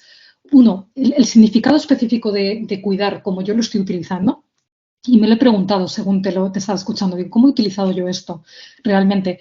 Yo estoy hablando de cuidar para hablar de no desposeer del saber a lesotres, ¿no? Esto es lo que para mí significaría cuidar en el contexto de esta discusión, ¿vale? Que también muchas otras cosas, ¿eh? Pero para mí no va a haber cuidado si no hay alguna forma de no desposeer a lesotres de su saber. Esto por un lado. Y luego, ¿por qué cuidar? Quizás tiene más que ver con genealogías y con una cuestión de lo que se ha tematizado y del por qué se ha tematizado el cuidado en el feminismo y en las epistemologías feministas, ¿no? Y en particular con dos cosas. Uno, con el valor de las emociones, que yo creo que ha sido algo que las epistemologías feministas han estado poniendo encima de la mesa, de las emociones como un valor ético. Por esto que hablaba antes de cómo la escucha emocional a veces nos ayuda a entender los límites de lesotres y los límites que no podemos traspasar, pero también como un valor metodológico, como, bueno, pues como se ha planteado incluso con el giro afectivo y con otras corrientes, ¿no? Y también con rescatar esa, por lo menos lo que yo entiendo que aporta el cuidado, donde pone el acento es en rescatar el valor de la interdependencia, ¿no? Eso es lo que tiene que ver para mí con el cuidado. Es decir, con dejar lo que ha traído el feminismo ha sido dejar de pensarnos tanto colectivamente como dentro de la investigación como sujetos independientes. Cuestionar esa idea de autonomía, ¿no? Entonces, para mí el cuidado nos ubica ahí, ¿no? Respecto a otras cuestiones que también son válidas y que seguramente lo que hacen es poner el acento en otro lugar, ¿no? Sí, pero perdona un momento, te lo digo para que pueda ser más dialogado. El tema del cuidar, vale, estoy de acuerdo contigo, si yo comparto estos posicionamientos, pero ¿por qué llamarlo cuidar? Porque a veces si llamamos a todo cuidar pierde el sentido. Entonces cuidar también pone al otro en una posición de desvalido, de que tiene que ser cuidado, porque todos tenemos que ser cuidados, vale, pero ¿por qué no hablar simplemente, poner en valor la autonomía, el buen trato? ¿Por qué no? Claro. Es que aquí es donde lo que te digo de que tiene que ver probablemente sencillamente con una inserción dentro de las genealogías feministas en el sentido de por qué el feminismo, yo diría, tu pregunta podría ser, ¿por qué el feminismo ha puesto encima de la mesa esto en términos de cuidado? Podemos discutir por qué, pero la realidad es que en las últimas décadas, si revisamos desde la economía feminista hasta algunos planteamientos en torno a la política de las emociones en la investigación, el cuidado es un lugar central. Entonces, no lo defiendo porque diga esta es la mejor manera, pero sí que me plantearía cómo rescatar esa genealogía. No quiero rescatar tanto la palabra cuidado en sí, o no es ese mi interés, como no perder esa genealogía, ¿no? Que ha tenido que ver obviamente, con cuestionar ciertos lugares de conocimiento y quién es el sujeto de conocimiento. Cuando ese sujeto se ha articulado mucho en torno a la idea de autonomía, de independencia, ¿no? Casi podría llevarlo hasta la neutralidad, ¿no? Que en absoluto es lo que tú estás planteando, pero que es contra eso que aparece la idea de cuidado. Cuando hablabas de la justicia, yo decía, ¿qué quería decir Hedstrom, ¿no? y la otra autora cuando hablan de hacer justicia? Y lo que querían hacer era hacer emerger a Agnès como alguien que no es una víctima, o que no es una víctima únicamente, ¿no? Entonces estoy de acuerdo con que quizás hay que revisar mucho de qué estamos hablando, porque suena muy moralizante. Yo ahora cuando te lo escuchaba a ti digo, es verdad, suena muy moralizante, ¿no? Esto de querer hacer justicia. Pero quizás cuando estamos eligiendo los objetos de investigación, justo en ese momento, estamos teniendo ciertos posicionamientos que tienen que ver con la justicia, ¿no? Que tienen que ver con la idea que tenemos de justicia social. Por eso a veces elegimos escuchar, ¿no? Tener como objeto de investigación una cosa y no otra, ¿no? Porque nos permite escuchar ciertas voces, ¿no? Pienso, no sé qué piensas de esto. Pero claro, si voy a hacer justicia, claro, voy a trabajar en una causa justa, pero eso es una cosa. ¿no?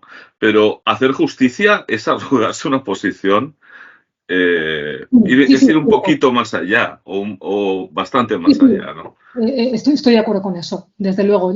Yo lo he rescatado, o sea, lo he rescatado por la manera en que hablaban ellas y por la forma en que traen esto de no convertirse, de no convertir al otro en una víctima en ese contexto, ¿no? Pero estoy de acuerdo que efectivamente quizás no es la mejor manera de trasladarlo y que suena No, quizás ahí le puedes verdaderamente dar una moralizante. vuelta, ¿no? Quizás puedes dar Sí, una vuelta a estas autoras, que sería muy interesante tanto en el cuidar como en hacer justicia. Bueno, o sea, hacer justicia más bien pone a las participantes en una posición subalterna. ¿Quién eres tú para hacer justicia o yo para hacer justicia? ¿Vamos a hacer la justicia colectivamente o vamos a denunciarlo colectivamente, ¿no? Sería más la salida que se espera, al menos es lo que yo, sí. como yo lo veo. Sí, ellas lo que en realidad, esto no lo he contado, pero resolvieron esta situación eh, recontactando a Agnès y preguntándole, ¿no?, que cómo se había sentido en la investigación y si había algo más que quisiera contar respecto al conflicto armado, ¿no?, y cómo quería salir. Lo que pasa es que justo pues Agnès había fallecido recientemente y cuentan esto en el artículo, ¿no?, que bueno, pues que no pudieron ya continuar por ahí porque había fallecido. Pero sí, estoy de acuerdo con lo que estás diciendo y gracias por la reflexión. Y Hubar habla con respecto a esto del activismo y de la investigación, en realidad, ahí igual yo he ido muy deprisa, pero Hubar habla de algo que es crear un tercer espacio entre la investigación y el activismo, ¿no? En el sentido de un espacio en el que no se trata de ser activistas, ¿vale? Porque ese es otro rol diferente, ¿no? Pero sí de dar cabida a ciertas preocupaciones en torno al impacto de la investigación y en torno a la forma en que va a transformar estructuras de opresión. Que evidentemente esto implica juicios de valor, es que es así. Es que también creo que decir otra cosa sería, o sea, que no queremos colocarnos en una posición de hacer justicia, ¿no?, de ser nosotros quien diga qué es hacer justicia, pero es verdad que cuando estamos hablando de remover estructuras de opresión implica hacer juicios de valor, ¿no? Y eso está ahí. Y quizás es de estas tensiones que tenemos que jugar, ¿no? Cómo hacemos esos juicios de valor sin hacer justicia o sin colocarnos en la posición de hacer justicia. Y lo otro que comentabas de Grossfogel, no sabía lo de la Rovira, así que gracias por contármelo. Es verdad, Grossfogel está en Berkeley, hasta donde yo sé, está ahí. Pues seguramente vive en esa contradicción también. A mí me ha resultado útil su artículo, debo decirlo, y alguna otra cosa que había leído de él. Sobre todo me gusta porque dialoga con Silvia Rivera y con Leanne, y eso es lo que me resulta más útil. La verdad me resulta útil el diálogo entre ellas, más que yo quiera reforzar la posición de él como, bueno, que por más puertorriqueño que sea, pues bueno, estos debates que ya han habido, ¿no? Está por allí, está hablando de una academia blanca, de alguna manera, ¿no? Pero bueno, esta complejidad también. No tengo mucho que decir sobre eso, o sea, seguramente también haga extractivismo. Gracias. Elisa, Hola Sam, ¿cómo estás? Gracias por tu presentación, me has sugerido un montón de cosas que ahora voy no sé, comentar, preguntar de una manera seguramente muy desordenada también, ¿no? Porque se me han ido como cruzando un montón de cosas también con las intervenciones, ¿no?, que han hecho. A mí hay muchas cosas de toda esta parte más teórica, ¿no?, que has comentado. Me sugerían varias cosas, me pareció igual más interesante la segunda parte, ¿no?, en la que te ibas más a la práctica, que por ahí fue más cortita, pero así como por señalar algunas cosas, ¿no? Cuando este autor, Phil Hubbard, habla, ¿no?, de cómo no convertirse en un proxeneta académico, que él se plantea esta pregunta: ¿qué hago? ¿Le cuento o no le cuento a los servicios, ¿no?, de salud que las trabajadoras sexuales igual no están utilizando, ¿no? Me resultó muy curiosa porque no, claramente no vas a ir a contarle a estas personas, ¿no? Yo creo que aquí hay algo que no sé si trabajan o no lo he leído, ¿no?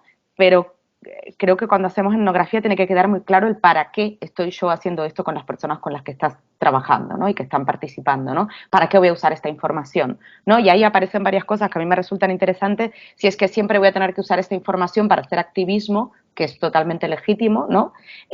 O la voy a utilizar para también generar cierto conocimiento que ya genera también un cierto impacto o que ya es algo que puede producir cosas o transformaciones, ¿no? Creo que creo que la vez pasada en el seminario de Fernando había salido, ¿no? No sé si hay otras disciplinas que se estén ¿no? interrogando constantemente con ese para qué hacemos investigación, o que se da por sentado que la mera generación de conocimiento de esa disciplina ya es y ya tiene un impacto y transforma cosas, mientras que, ¿no? desde la antropología todavía nos lo estamos preguntando constantemente. Después, sobre esta cuestión, ¿no? de que creo que ser muy claras con ese para qué, pero también creo que con toda esta cuestión, ¿no? de si vamos a hacer justicia, ese para qué se hace la investigación también tiene que ver con un qué voy a investigar, cómo lo voy a investigar, qué puede ser construido, ¿no? O sea, hay la investigación y acción participativa que lleva yo que sé cuántos años, ¿no? Lo que pasa que se ha pervertido mucho, ¿no? Y le llamamos investigación y acción participativa a cualquier cosa, tiene que ver justamente con construir desde la base, ¿no? De repente proyectos de investigación que después puedan tener también una parte aplicada, ¿no? O de intervención, pero donde ese qué concreto de qué es lo que sería interesante investigar, te lo planteas de base con las personas que participan. De alguna manera, recuerdo que el grupo motor, ¿no? que trabajamos tú y yo, ¿no? haciendo el diagnóstico LGTB aquí en Tarragona, pero también la experiencia, ¿no? de la gestión colaborativa de la medicación, ¿no? con Ángel y con Asun, estos grupos motores, por ejemplo, tenían justamente el objetivo de poder decir, bueno, ¿qué vamos a ir a preguntar aquí, ¿no? Vamos a preguntarle también a ellas directamente qué es importante preguntar, ¿no? ¿Cuál va a ser el contenido al final de todo esto? Y ahí hay un cierto hacer justicia, me parece a mí, que no es justamente paternalista, ¿no? Donde nosotras decimos, bueno, mi artículo viene a hacer justicia. Bueno, es mucho decir, ¿no? Que desde la investigación estemos haciendo justicia de algo, ¿no? Otra cosa son los papeles o las funciones o los roles que podamos cumplir después fuera del rol de investigador o investigadora, ¿no? Cuando también generamos ciertas relaciones y ciertos vínculos con los espacios donde hacemos etnografía, donde probablemente hay una implicación o un compromiso que te lleva al final a hacer también activismo, ¿no? Pero creo que no creo que lo resuelva, ni mucho menos, no estoy diciéndolo como una manera de resolver cosas, ¿no? Pero sí por lo menos como algunas prácticas que están ahí, que se están haciendo y que ayudan a ese pensar un trabajo justo o una investigación justa, no sé si hacer justicia, pero sí de repente una etnografía más justa, ¿no? Pensándola desde ese lugar ético también. A mí también me estaba resultando problemático, no sé si problemático, yo vengo un tiempo trabajando con cuidados, así que para mí estoy explorando, digamos, también qué es esto de los cuidados, ¿no? Intentando entenderlo dentro de todas la gran cantidad de definiciones que hay y perspectivas de entendimiento, ¿no? Creo que sí podemos entender que hay un cierto cuidar a la hora de hacer etnografía, pero también siempre hay un punto de partida ahí que puede resultar paternalista, ¿no? Yo creo que ahí también esto hay que preguntarlo, es decir, ¿qué esperas tú o cómo esperas tú participar en esta investigación? ¿De qué manera te gustaría participar? Entre otras cosas, porque también tiene que ver con no subestimar intelectualmente, ¿no? Al que tenemos enfrente. Y de repente preguntarle de qué manera le gustaría participar o cómo le gustaría, qué está esperando de esta entrevista, ¿no? O qué está esperando de la manera en la que le estoy inventando a participar. Si está cómodo con esa manera de participar o cómoda, puede ayudar también a manejar las prácticas, ¿no? Que tienen que ver, sí, con ese buen trato, con el respeto o con formas de cuidar todo, y que a mí me sigue resonando o chirriando si ese es mi papel cuando estoy investigando. Si es mi papel cuidar del otro exactamente, ¿no? No sé, es algo que me pregunto, ¿eh?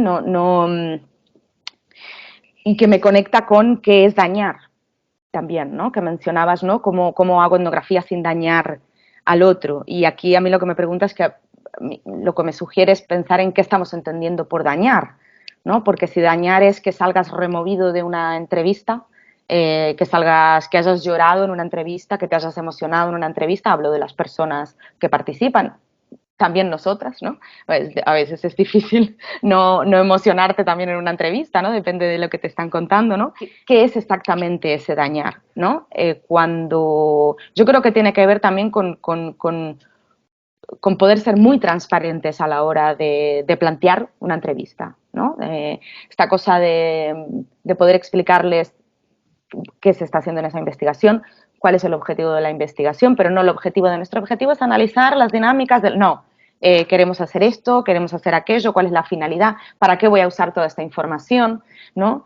Que eso esté muy transparente desde el inicio también hará que la persona decida hasta dónde quiere llegar con una entrevista, cuánto se va a querer abrir en canal y poder también recibir eso desde esa capacidad y esa agencia de esa persona para decidir hasta dónde cuenta y hasta dónde no cuenta, ¿no? Claro que nos podemos ir muchas veces yéndonos muy a lo práctico y a lo terrenal, ¿eh? De que te vas de una entrevista pensando, pues igual esta persona ahora se quedó hecha mierda después de hablarme de este tema conmigo. O igual le vino de puta madre también. ¿No? Porque hay veces que eso pasa, o sea, si alguno de las que están acá han hecho terapia alguna vez, no sé si alguna vez sales de alguna sesión de terapia sin salir dañado de alguna manera, ¿no? Pero es algo que estás escogiendo también. Si tú avisas previamente, ¿no? Esta entrevista puedo preguntarte por cosas que pueden ser sensibles o que pueden entrar en cuestiones de abrir heridas, ¿no? Respóndeme hasta donde tú te sientas cómoda o quizás no me respondas en esta o igual hablamos otro día sobre ciertas cosas, piénsatelo, te quiero preguntar sobre esto pero no sé si ¿no? A veces no estandarizar ciertas cosas, ¿no? Quiero preguntarte sobre esto pero no sé si te apetece que te pregunte sobre esto o no sé, que creo que ahí hay como micro cuestiones, ¿no? Que me parecen que suceden a veces de manera informal también, ¿no? En las tesituras de las entrevistas o del trabajo de campo. Yo también me acordaba, Ángel, de Gertz con esto que planteabas y que hay un momento, y ahora no me acuerdo, lo estaba buscando, de hecho, mientras Sam me hablaba, hay un momento en que él plantea, si no me equivoco, cuando explica el tema de la descripción densa, que dice que nos tenemos que plantear qué queremos estudiar, si aquello que nos hace sentido o aquello que es realmente importante, ¿no? Y cuando habla de qué es lo importante, se refiere también a qué es lo importante para los otros, solamente para nosotros o lo que a nosotros nos está haciendo sentido, ¿no? Como investigadoras. Y eso tiene que ver con esas preguntas previas a pensar también la investigación y ir a preguntar previo de repente a armar un proyecto de investigación de repente, ¿no? No sé, esto es todo. Estos son mis interrogantes que me han salido. Gracias, Elisa. Muchas gracias por la concreción. Bueno, yo te estaba escuchando y pensaba, esto que estás nombrando tú, que a mí me encanta, ¿no? Pues cosas que podemos hacer en la investigación, por ejemplo, ser transparentes, preguntar directamente a los otros hasta dónde quieren participar, poner claramente el marco, ¿no? De lo que vamos a hacer. Yo todo eso le llamo prácticas de cuidado, justamente, ¿no? Entonces, no me parece que eso nos meta en un rol distinto al que tenemos como investigadores, porque si no, volvemos a esto de escindir el saber y el cuidar. Para mí es que, claro, lo de la discusión del saber cuidar quizás lo podría haber no solo desarrollado más, sino realmente haberlo trabajado más para el seminario, porque lo tengo trabajado más de la tesis. Es que es un asunto como muy espinoso en cuanto a lo epistémico, ¿no? Es decir, si las prácticas de conocimiento no son prácticas de cuidado, ¿no? Entonces, ¿qué son? ¿No? o si nuestras prácticas de conocimiento no son prácticas de cuidado, ¿qué son entonces? ¿No? Esta es para mí la pregunta, ¿no? A mí el concepto de cuidado no me hace ruido desde ahí. No me parece que sea que nos vaya a meter a hacer en las entrevistas o hacer en un laboratorio algo distinto a lo que yo he ido a hacer ahí. Lo que me parece es que me va a dar un modo de conocer, ¿no? Por eso no lo puedo extinguir, ¿no? Y me parece que me va a decir hasta dónde y me parece que me va a decir qué significa conocer en este contexto concreto, ¿no? Mira, yo en los laboratorios, en la primera sesión, justamente lo que estamos trabajando es qué necesitamos, me parece que esto es un buen ejemplo concreto, qué necesitamos para sentirnos cuidados en este grupo, ¿no? Vamos a hacer un camino que va a ser 4 sábados y en uno de los ejercicios que hacemos trabajamos específicamente qué necesitamos para sentirnos cuidados y cómo vamos a cuidar también del resto. Esto el grupo, ¿vale? Cómo el grupo va a cuidar de sí, cómo yo voy a cuidar de los otros, además de preocuparme por lo que necesito para sentirme cuidada. Y lo que sale ahí es de una riqueza en cuanto al saber de la investigación, que es que no se puede decir que esto es un ejercicio de cuidado para habilitar a la gente a que cuente algo que es con lo que yo voy a empezar trabajando cuando escribo un artículo. Es que es de una riqueza tremenda lo que sale ahí. Ya están saliendo las preocupaciones que la gente tiene en su vida respecto a lo que ha venido a hacer. No es un ejercicio marginal, ¿vale? Entonces, no sé si logro transmitir la centralidad que tiene para mí el conocer cómo la gente quiere ser cuidada con respecto a conocer a la gente en sí, ¿no? Respecto a la investigación. Esto, por un lado, y luego a mí me remite también a esa diferencia, esto del saber y el cuidar, esa diferencia, esas prácticas de diferenciación entre la enfermería y la medicina, por llevarnos el debate a otro lugar, que creo que quizás se entienda mejor, ¿no? El cómo, yo hablando con enfermeras me daba cuenta de esto también, ¿no? El cómo la enfermería, ¿no?, se había construido, ¿no? Esto está ya muy trabajado también, ¿no? En torno a ser el dominio feminizado, ¿no?, del cuidado respecto a ese otro dominio de la medicina, ¿no? Quizás también estamos haciendo un reclamo, ahora lo pienso, ¿no? Ahora le pongo palabras, Ángel, estamos haciendo un reclamo de la palabra cuidar también por cuanto ha quedado denostada por haber sido feminizada, ¿no? Por haber sido un terreno feminizado. Pues puede ser que también haya una parte de esto, y creo que lo hay, de hecho, ¿no? Y con respecto a la investigación participativa, sí, Hubert lo comenta, yo no lo he comentado, pero dice, bueno, una manera de, a veces, de salir de estos dilemas es con la investigación participativa, pero como él dice, no hay un método, ¿no? Y a veces nos valdrá y a veces no, ¿no? Y también sabemos que a veces la investigación participativa también llegamos a ciertas comunidades que están ya cansadas, ¿no?, de investigadores e investigadoras que entran, ¿no? Vienen, les hacen participar a las 8 de la tarde en las asambleas, pero luego se han ido y no se sabe muy bien qué ha pasado con aquello, ¿no? Y de esto también vemos, en el sentido de que yo también soy muy pro de la investigación participativa cuando se puede, ¿no? Y como tú dices, efectivamente, no siempre se puede. Y como Hubert dice, no nos va a sacar de todo. De hecho, en la investigación participativa también hay extractivismo, ¿no? O sea, quiero decir, claro, esto pasa. A mí lo que me ha pasado con la investigación acción participativa es que se le empezó a llamar un poco a cualquier cosa, ¿no? Es como le hemos hecho un grupo focal para preguntar 4 historias de cómo plantear el proyecto y entonces ya es una investigación participativa. Bueno, no, tienen que, ¿no?, incluirse en un determinado proceso desde un inicio, ¿no? Es como, bueno, te doy la palabra a ti o te doy la legitimidad a ti de repente de decirme que mi objetivo de investigación está súper desacertado, que te has interesado por algo que a nosotros no nos importa un bledo y que el alquí de la cuestión aquí, ¿no?, de repente está en otro lado, y poder estar abierta o sensibles, ¿no?, a que eso suceda y te digan, la verdad que tu tema de investigación no es lo que nos está preocupando, ¿no?, y es otro.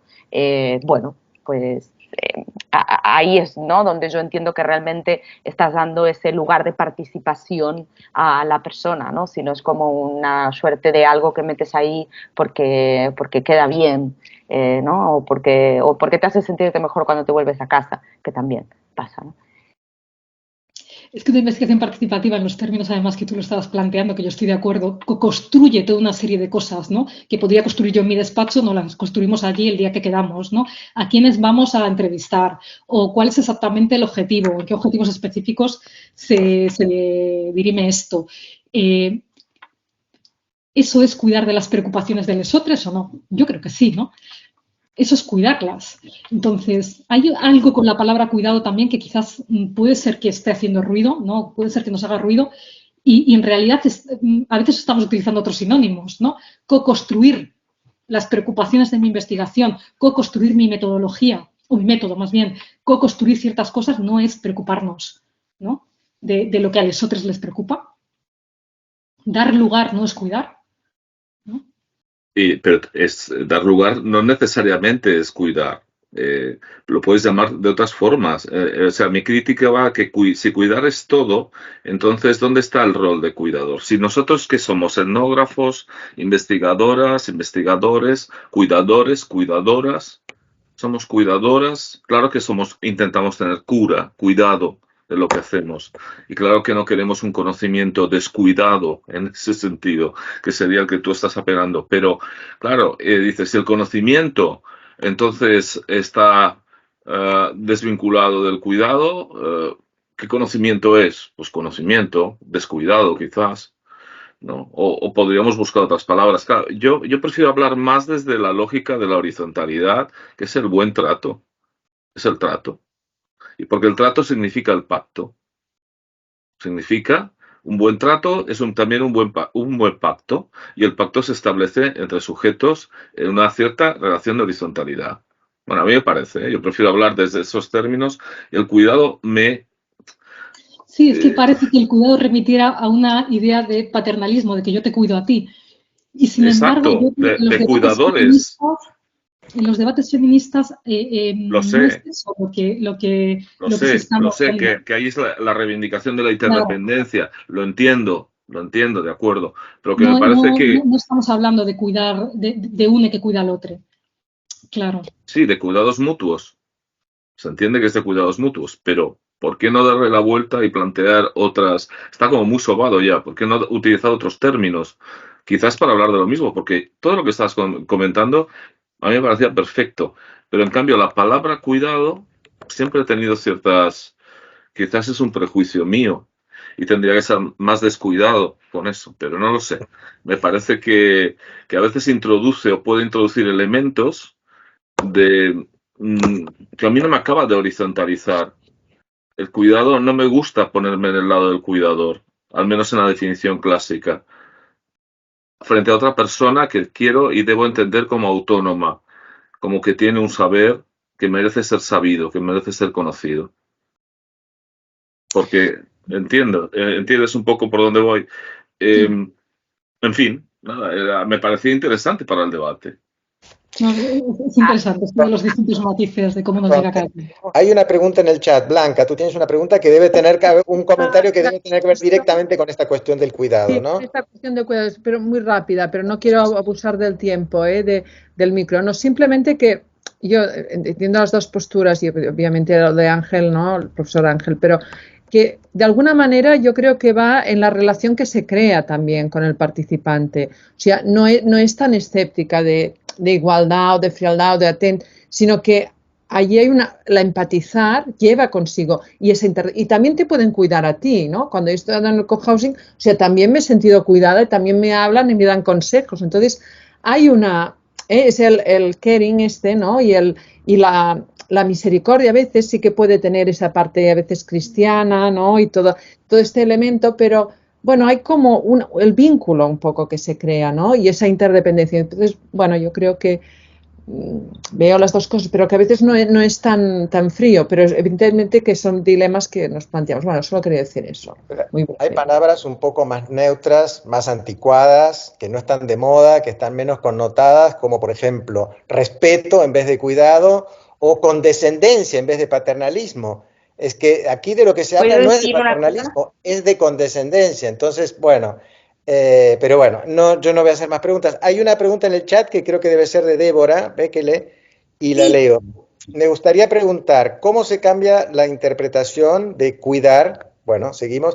Cuando la aplicamos a otras condiciones, es decir, grupos de gente que no habla o utiliza nuestro idioma o maneras de expresar. Esta va a ser la última, ¿eh?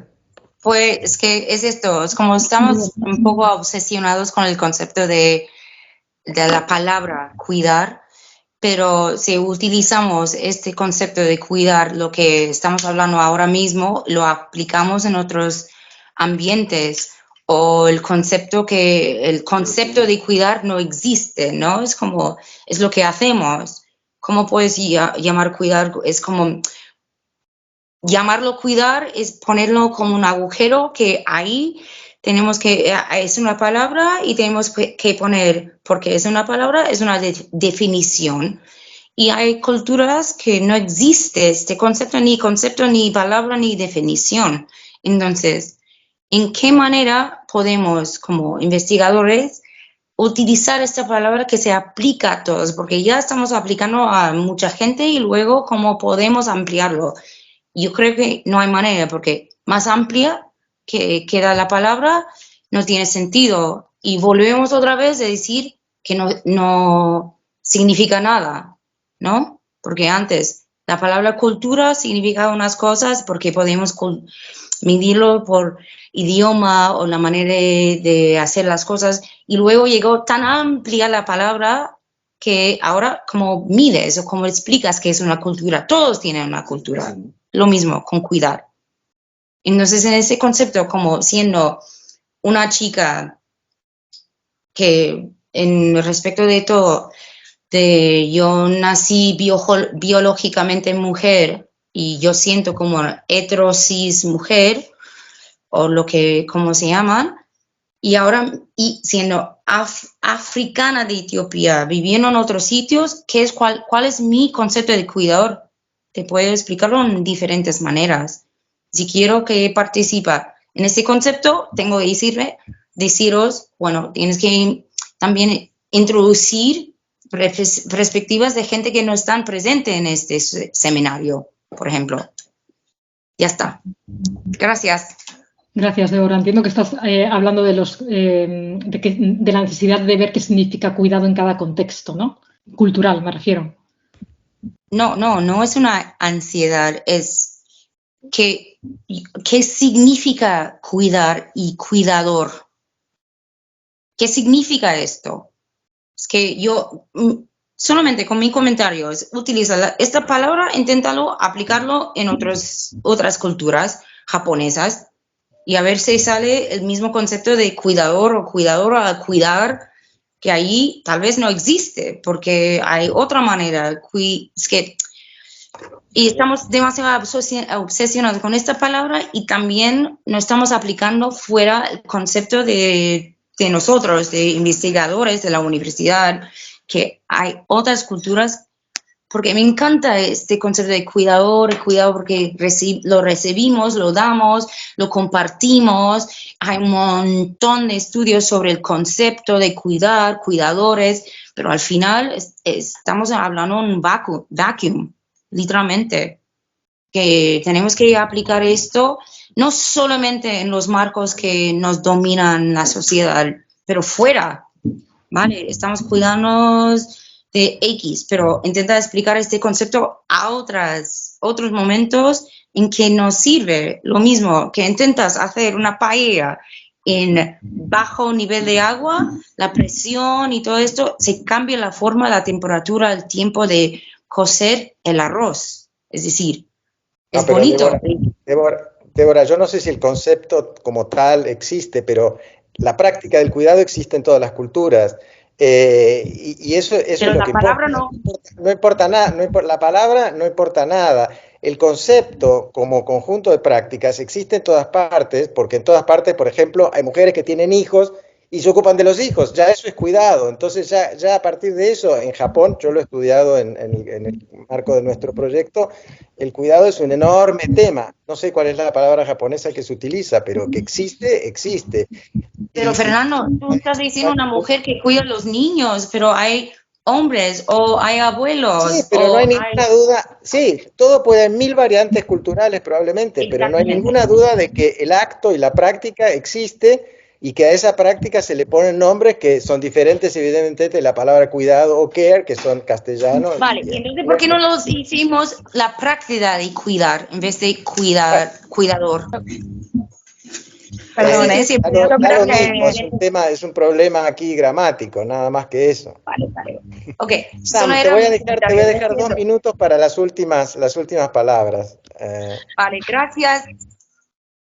Bueno, nada, gracias a todos por los comentarios. Me quedo con el debate. Yo creo que quizás hay un asunto también de necesidades de genealogías, de desde dónde tiramos cada quien y qué queremos poner en el centro. O sea, me parece que hay una parte que yo veo que tiene que ver con eso. Y nada, revisaré algunos asuntos que me habéis comentado. También lo de SAI, gracias Ángel, porque yo no trabajo en psiquiatría y lo he tomado de Gilligan y probablemente, ella sí cita SAI, pero o yo no lo he entendido bien o probablemente no se haya hecho eco de Rivers. Y poco más que decir, nada, que espero seguir avanzando y tener la oportunidad de comentaros más adelante. Bueno, muchísimas gracias, Sam, de nuevo por tu presentación. Y bueno, pues esperamos a todas y a todos para la próxima. Blanca, ¿cuándo es la próxima? Marzo, 5 de marzo, ¿no? Algo así. En marzo, Bueno. en marzo. En febrero, enero y febrero estamos de sabático, ¿no? Vamos a hacer pausas. Bueno, muchas gracias.